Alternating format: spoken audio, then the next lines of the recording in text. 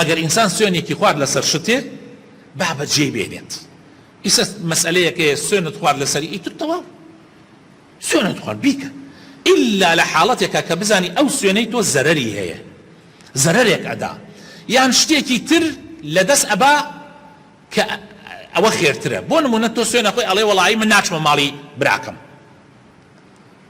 یا ناچمە ماڵی خەزورم، تووڕەیە مناڵەکان قسەیەکەکەن شتێک لە دەمیان دەرەچێ بەشەرە باسی ماڵی مناڵەکە دێژێ وەڵام ماڵی بابام باسی تویان کە ئیتر تۆش تووڕای وەڵڵاهی ترگە من نەچمە ماڵێن، دوای بیرەکەی تۆ ئێ ناکرێنە چتە ماڵ خەزورت، ئەی ناشکرێ حرامە تۆ لەگەڵ براکەتا بی بچڕێنی.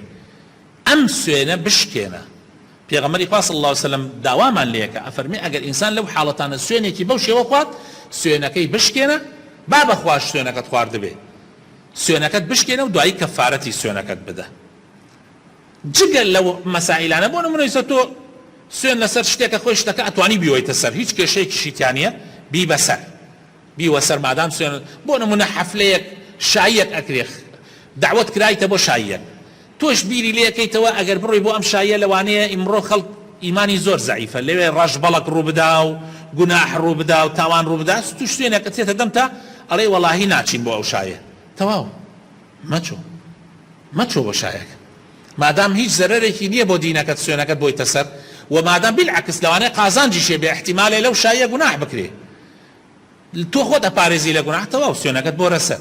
بەڵام ئەگەر سوێنەکەت زانیت زەرەر ئەدا یان شتێکی خێرێکت لەدەست ئەدا ئەو کاتە سوێنەکەت ئەتوانی بشکێنیت و کەفارەتی سوێنەکەت بدەیت. چۆن کەفارەتی سوێنەکانمان بین؟ ئێستا لەسەر شتێ سوێنمان خواردو ئەمانەیە کەفارەتی بدەین.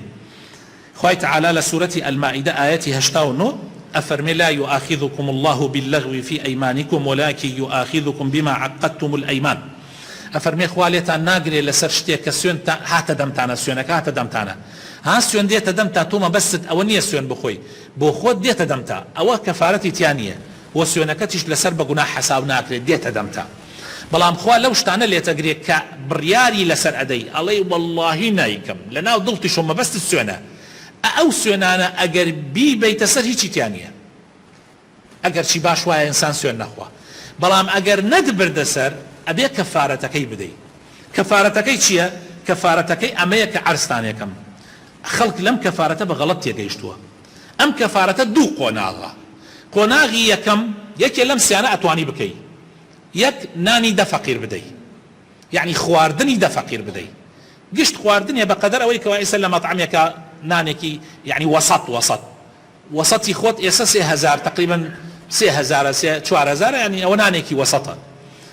یان ئەو خواردنە بدە هی 10 نەفەر، یان کەلوپەل قەمیس بۆ 10 نەفەر بکە مەسەلەن، قەمیسێ بۆ 10 نەفەر بکە، بێجامە بۆ 10 مناڵ بکە مەسەلەن، ئەتوانی ئەوش بەو شێوە شەکلێ.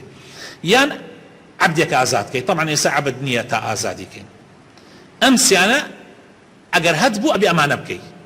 ئەی ئەگەر ئەمانەت نەبوو پارەت نەبوو ئینجا توانی 3 ڕۆژ ڕۆژوو بگری. هەنێک کەسێ یەکسەر کاتێک سوێنەکەی ئەشکێنێ ئەڵێ ئاڵا 3 ڕۆژ ڕۆژوو بگرە. بە قسەی کێ؟ آخر بە قسەی کێ یەکسەر ئەڵێ 3 ڕۆژ ڕۆژوو بگرە؟ تەماشا ئاەتەکەکەن. خوای تعالی فەرمێ فەکەفارەتو ئیطعام 10 مساکین من ئەوسەط ما تطعمون ئەهلیکم، یعنی نانی دە فەقیر لەو نانە مام ناوەندەی کە مناڵەکانی خۆت لە ماڵەوە ئیخۆن، یعنی مام ناوەندەکەی. ئەمجا ئەفەرمێ ئەو کیسوەتهو بیان جلوبەریان بۆ بکەی، ئەو تەحریر ڕەقەبە یان عەبدێک ئازادکەی. فمن لم يجد هەر کەسی ئەمانەی نەبوو ئەمجا ئەفەرمێ فالصيام 3 أيام، ڕۆژووی 3 ڕۆژ بگرێ. ئەگەر ئەمە نەبوو 3 ڕۆژ ڕۆژوو بگرە. هەنیە کەسێ هەر لە خۆ عالەمە کشتی بۆتە مفتی، هەر لە خۆیەوە کابرا قساکە، هەر لە خۆیەوە هەر کەسێ هەڵەسێ ئەوێتە مفتی ئەمە بکە. یعنی کاکە تۆ لە شتێک نازانی قسەی لێ مەکە.